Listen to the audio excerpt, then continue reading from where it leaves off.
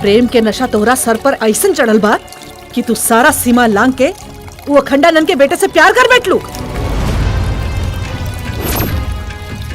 जेकरा मटके एक एक इंसान से हमरा के नफरत और घृणा बा। लेकिन माँ, रुद्र और हम बचपन के दोस्त हैं। बचपन के दोस्त वारा तक का भइल रुद्र, हमेशा खातिर ओकरा से दूरी बना के रखा। बाबा रे वही भूल रहल बनी कि हमार असली नाम ओम हा और ओकर नाम जानवी।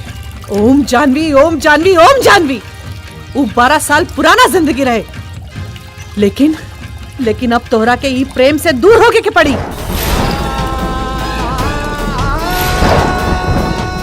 जौन वर्तमान बा उहे सत्य बा, और सत्य ई बा कि ओकरा से दूरी बना के रखे में ही सबके भलाई बा।